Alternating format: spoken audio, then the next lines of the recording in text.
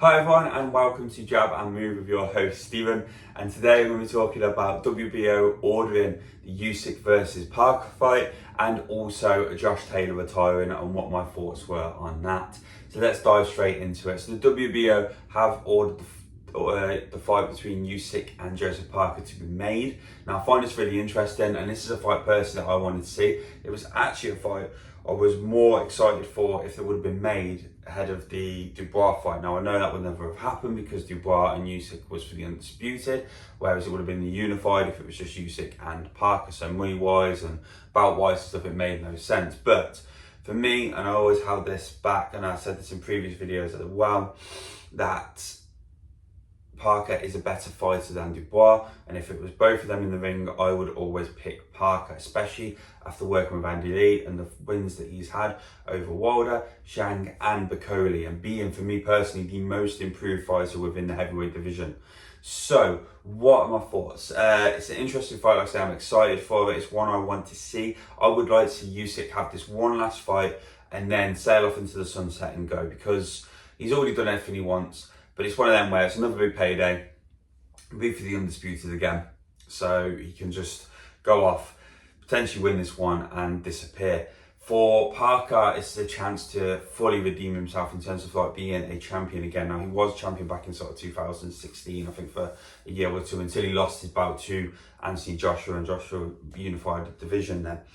But he's come back since then. Yes, he had the loss against Joe Joyce, but since then, beating Wilder, Zhang, Bakoli, he has come back a much better fighter, a stronger fighter, a bigger fighter, and a fitter fighter in terms of his ability to continue the work rate throughout the rounds. And this is where I think it's interesting, because I think he poses a lot more questions than what we've seen posed at at Usyk lately. I think Fury didn't really do much, especially in the second fight. That was really disappointing in terms of what we've seen from him. I expected a lot more in fight 2. Fight 1, I can imagine why it's a bit new. Fight 2, I expected more. And Dubois, again, we've had the conversation about why he was sort of so lethargic in the ring. So for me, Parker poses a new threat, and I think he poses the biggest threat to potentially Usyk coming out of this division unbeaten.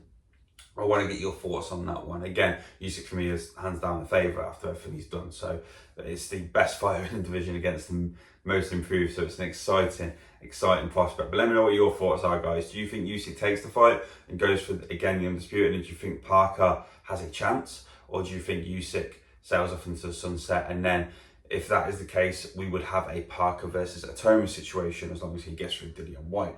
Let me know your thoughts. Now, very quickly want to touch on this. It is Josh Taylor retiring. He was the first British boxer to become 4-bout undisputed champion in the modern era, and he did some incredible things, beating Ramirez at 140 pounds in 2021. But since then, we've obviously seen the regression of Josh Taylor, and it came out that when he retired earlier in the week, that he had some issues, multiple eye surgeries and stuff like that coming on. So it begs the question, so I don't think we know the dates or anything. Did he have this pre-catch war onwards, or was it sort of during that time? Because I think there's no doubt that he was one of the best fighters and one of the best British boxers around at that point, and he never got the credit he deserved for doing what he did. To be undisputed champion, a British undisputed champion, be the first one to do it in the modern era, is incredible. And you imagine the great British fighters we've got at the moment, to have that happen is something spectacular. But then obviously he lost to Jack Catterall, and I know he beat first time, but we know that was not the case. The judges and all the other stuff that happened there, whatever happened, it was not a win for the first fight, it was a loss. But he beat Catterall first time, and then obviously lost, and then he's gone on to lose to Teofimo Lopez, jumped up to 147 and lost to Asuma for the vacant WBO bout. So we've seen the regression of him, and I just find it interesting to see if it was actually he physically regressed as a boxer and possibly mentally regressed, or did he have so many injuries and so many operations that that's what took him out? And actually him fighting on and doing what he did for those last few fights showed the heart and spirit of a great fighter. Something I wanted to leave you guys with, because like I say, for me personally, at that point in time, he was amazing and he did incredible things, and that will never be took away from him. I think the Jack Catterall stuff and everything after that, it puts a little bit of a stain, unfortunately, on a great career. But I want to know your thoughts, guys. is he one of the best British boxers in the modern era? And what were your thoughts? Do you think that potentially he may have been fighting on through these operations and stuff, which was a phenomenal feat at best, or was that the reason why he regressed and unfortunately now has retired?